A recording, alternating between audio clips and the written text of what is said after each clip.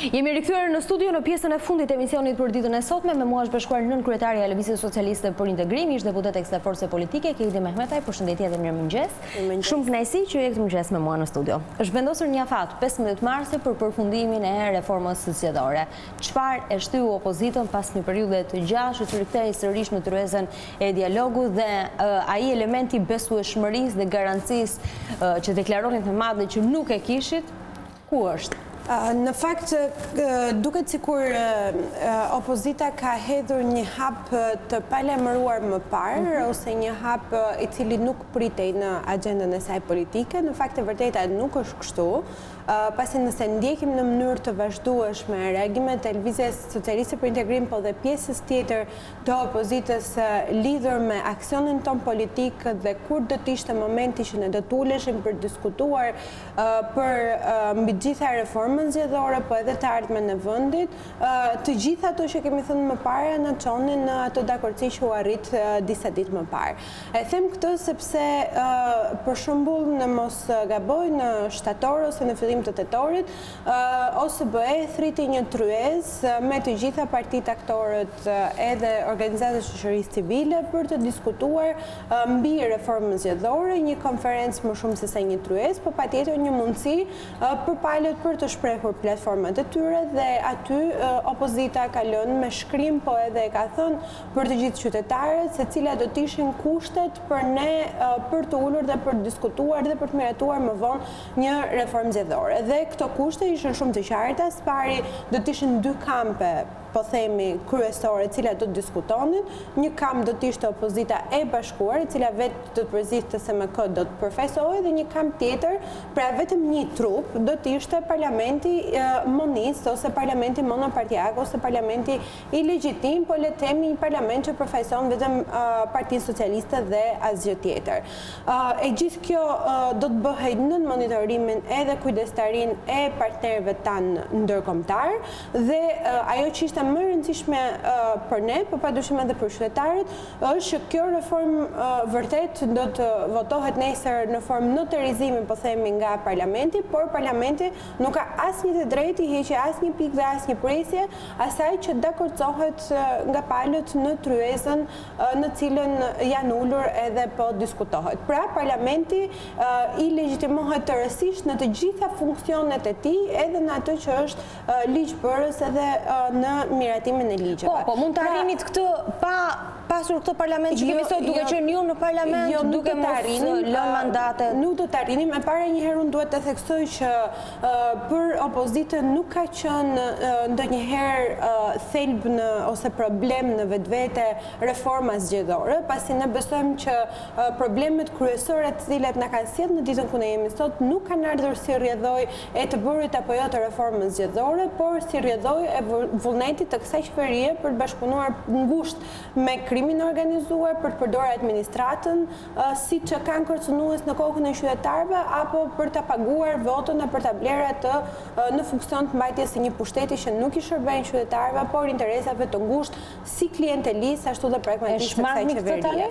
Jo, nuk e shmangin këtë tërësisht nëse nuk ka vullnet. Megjithatë e theksoj që nuk ka qenë ky qëllimi i opozitës, për të thënë që as nuk ka qenë meraku i opozitës për të ulur në një tryezë të reformës zgjedhore apo për të miratuar një reformë zgjedhore, por ky është kushti i parë i vendosur nga Bundestagu për hapjen e negociatave në atë listën prej 9 kushteve të cilat u miratuan disa muaj më parë dhe që janë detyruese për Shqipërinë në mënyrë që të marrë një po nga Gjermania. Ndaj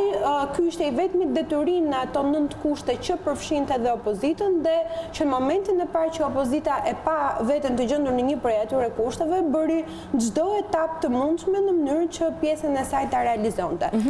Por ne kemi thënë edhe një herë, ne mund të bëjmë reforma, të shkruajmë reforma në letër, mund të dakordcojmë reforma shumë të mira edhe në një tryezë të tanishme, të cilat edhe mund të miratohen më vonë. Problemi është vullneti për të zbatuar ato reforma. Mos blerjen e votës ose dënimin maksimal për blerjen e votës nuk e bën reforma, pasi nëse të gjithë institucionet e tjera nuk janë në gatishmëri për të kapur fajtorët edhe për të pranuar ata e kod që përshkruajmë reformën e letër. Të fortët nuk ikin vetëm me reforma, kriminalët nuk ikin vetëm me reforma. Ju e dini që ne tani më kemi një ligj për dekriminalizimin në parlament, mund të jemi vetëm i vend në botë që shohim dhe kërkojmë që përfaqësuesit tanë të mos jenë të inkriminuar, dhe kur vjen fundi, edhe pse Edi Rama dhe qeveria e tij kandiduan të vetëm në një palëzjedhje të cilat ishin të palishme, që vetë i miratuan, vetë zgjodhen kandidatët, vetë shkuan votuan, vetë i numëruan, vetë nxorën rezultatin e gjitha këto. Pra pavarësisht se ishte i gjithë një proces i tyre sikur të ishin zgjedhje të brendshme partie, prap kanë nxjerrë përfaqësues të saj si kryetar bashkish, po themi, të mandatuar, deri tani 5 të inkriminuar, 5 me probleme me drejtësinë. Pra edhe pse kemi një ligj për dekriminalizimin, pra një formë për ta zgjidhur këtë çështje, prap kriminalët sot e kemi në zyra kryesore. Prandaj ligjet edhe reformat nuk mjafton. Vullneti është i rëndësishëm dhe po të mos kishte qenë për aksionin e opozitës përgjatë gjithë vitit të kaluar, asgjë nuk do të ishte kaq e dukshme dhe kaq e pranishme në sytë e shqiptarëve, po edhe në sytë e partnerëve të ndërkombëtar. Lëvizja Socialiste për Integrim, jo opozitën në tërësi, mendon se ky sistem zgjedhor që ne kemi sot është më përfaqësues për qytetarët shqiptar? Lëvizja Socialiste për Integrim ka shumë të thjeshtë qëndrimin e saj për këtë çështje, është një parti që ka diskutuar për sistemin zgjedhor, për format e sistemit, për problemet e këtij sistemi, që në vitin 2008 kur u miratua bëhet grevë brenda parlamentit, reaguatash. Pra nuk ishte një reagim kaq, asnjë reagim i thjeshtë, po një reagim në grevurie, në protestat të përditshme. Padyshim nuk ishte një reagim vetëm për sistemin, por për ndryshimet kushtetuese që na sollën edhe në problemet ku ne jemi sot, heqja e kompetencave të presidentit, ndryshimi i rregullave brenda parlamentit, i mandatimit të kryeministrit, i shkarkimit të tij e kështu me radhë. Pra, me ndryshimet kushtetuese ku përfshihet sistemi zgjedhor që u bën në 2008-ën, pushteti u përqendrua vetëm në dorën e një njeriu që është kryeministri, dhe gjithë pjesa tjetër duhet vinë si orbit dhe të plotësojnë kërkesat edhe kënaqësitë e kryeministrit. Dhe ne për këtë kemi protestuar, ku po e ritheksoj, sistemi ka qenë një pikë e rëndësishme. Ne kemi pasur alternativën tonë që vazhdojmë ta kemi edhe sot të kësaj dite. Megjithatë, ajo që ne kemi thënë, edhe pavarësisht se kjo mund të ngjajë sikur ne po i tërhiqemi një debati, përkundrazi e thash në fillim kryet herës që kemi qenë të parët për të thënë që ky është një debat nga i cili ne nuk do të tërhiqemi asnjëherë, sepse edhe në kuptimin pragmatist LSI-s i intereson që të ketë një sistem që angazhon shumë personazhe në mënyrë të drejtë për drejtë, pra edhe nëse do të ishte thjesht llogari matematike, por prapë i rikthehem çështjes që nuk ka sistem pa tmeta. Pra nëse këto janë sisteme që funksionojnë në vende të tjera të botës pa krijuar probleme të paturit të kriminalëve si deputet, apo si kryetar bashkish, apo si kryeministra, pa shitblerjen e votës, të kështu me radhë, do të thotë që janë sisteme që funksionojnë. Nëse vullneti jonë është për të gjetur hapësira çdo sistemi për ta manipuluar atë dhe për të prodhuar ose servil të kryeministrit, ose kriminal në shërbim të kryeministrit, apo anasjelltas, apo oligark cilët i shërbejnë kryeministrit, apo anasjelltas, ky është një problem që mund të ndodhi me çdo sistem. Prandaj ne themi që është e rëndësishme që të zgjidhim problemet e tjera. Patjetër pastaj diskutimi do të përqendrohet edhe tek sistemi. Ne si Lëvizja Socialiste për Integrim kemi thënë që dyert tona janë të hapura, ne kemi nisur një fushat në mbar Shqipërinë për të ftuar të rinj në kuptimin një të moshës për të angazhimin tyre politik, po dhe jo vetëm të rinj që t'i bashkohen Lëvizja Socialiste për Integrim nëse ata kanë një ide, kanë një plan, kanë mendime sa i takon sistemit, sa i takon mënyrës se si duhet udhëhiqet vendi nesër, sepse ndoshta ata mund të na japin edhe një feedback më të mirë se sa ajo që ne kemi. Është ndërkohë Nisma Thurje, e cila ka marrë firmat e mbi 50.000 qytetarëve shqiptar, të cilët kërkojnë një proporcional kombëtar me lista të hapura. Lëvizja Socialiste për Integrim është shprehur sa i takon kësaj çështje, edhe kryetaria Kryemadhi ka folur, ne edhe më parë edhe tani mendojmë që është e rëndësishme të jenë lista të hapura, ajo është një formë për të nxitur demokracinë jo vetëm në nivel kombëtar apo në nivel të përplasjes palëve, por edhe brenda. Dhe ne pavarësisht se çfarë do të ndodhë me sistemin, do ta implementojmë brenda Lëvizjes Socialiste për Integrim, duke po themi imituar zgjeruar për mirë, modele si ai Amerikës apo vende tjera të Bashkimit Evropian që bëjnë një pre-zgjedhje të brendshme përpara se të kandidojnë, ku procesi nuk do të jetë vetëm një garë ndërmjet kandidatëve të brendshëm, por në të njëjtën kohë të gjithë do të kalojnë një filtr, ne e kemi thënë, një filtr vetingu që edhe ne së brendshmit kontrollojmë pastërtinë e figurës, për cilën nuk kemi ndyshime sepse po të kishte patur në një prej nesh do të ishte bërë tani më gjë më madhe, por edhe për të parë se sa i përshtatshëm është individi për të shërbyer si përfaqësues. Kështu që për ne propozimi ka qenë ndoshta një proporcional rajonal me listat hapura, pasi kështu deputeti do të jetë më i lidhur me zonën e tij zgjedhore, sepse në fakt vërtet bëjnë komente, unë kam dëgjuar me shumë vëmendje, këto komentet që me këtë sistemin që ka propozuar. Nuk shkëputet lidhja midis deputetit e zonës. Por nëse shkëputet lidhja tani, kur deputetët dalin nga një po themi qark me 7 mandate dhe automatikisht ti do të lidhesh me atë qark, sidoqoftë mund të mos jetë në zona shumë e vogël, po prap ti lidhesh me atë qark, imagjinoni se si do të jetë kur 140 deputet të dalin vetëm nga Tirana apo nga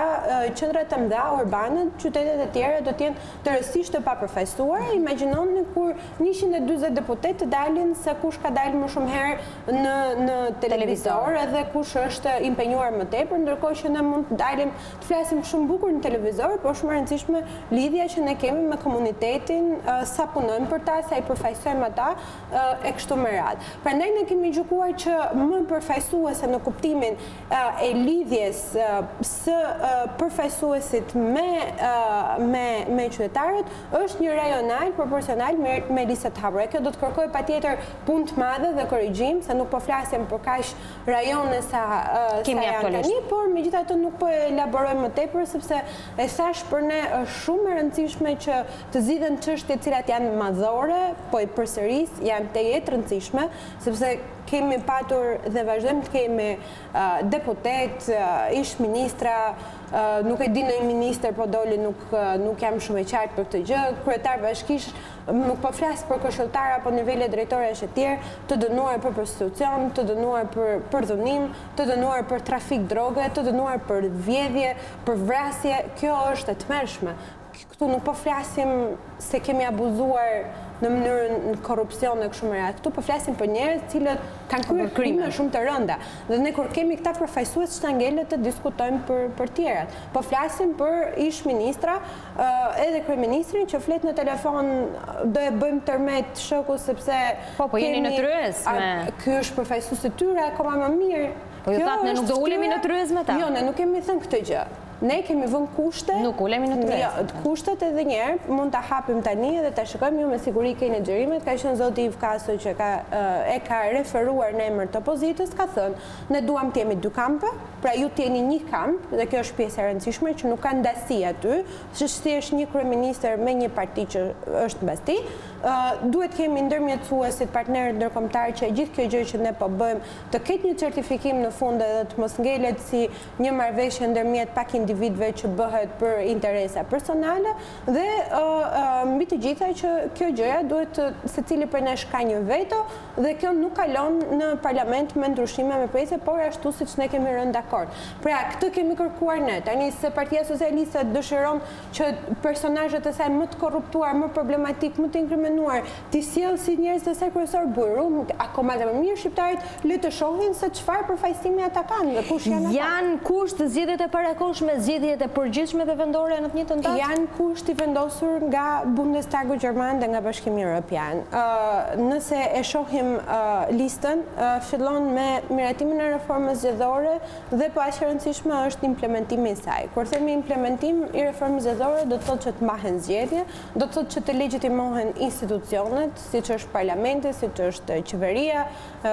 në kështu me radhë dhe do të thotë që e gjithë kjo situatë na çon në pikën kur do të çlirohet, po themi, vendi nga një krizë që ka kapur prej kohësh tani më, do të ngrihen institucionet e reja dhe të pavarura të drejtësisë, kështu me radhë secili hallkë dhe zinxhir. Për sa kohë na thon ndërkombëtarët që nuk jetojnë këtu, imagjino sa e nevojshme është për ne që e kemi të përditshme këtë gjë, mbajtja e zgjedhjeve të parakoshme jo vetëm në nivel qendror, por edhe në nivel lokal, sepse në nivel lokal është akoma më keq, nuk kemi pasur zgjedhje, nuk kemi asgjë certifikuar nga askush. Kemi thjesht individ që shkojnë dhe hynë dhe dalin në përzura pa pasur asnjë përgjegjësi mbi ato zyrë. Ishte shumë kënaqësi që ishte të mëngjes me mua në 7:05, uroj një ditë sa më të mbar. Kjo ishte gjithçka e përgatitur për emisionin 7:05 edhe për ditën e sotme. Bashkë do ndahemi këtu për të takuar sërish nesër në 7:05, ndërkohë do të jeni me Çenkuelën dhe Krenarin me të ftuarin e tyre edhe për ditën e sotme. Ndajemi bashkë, mirupafshim.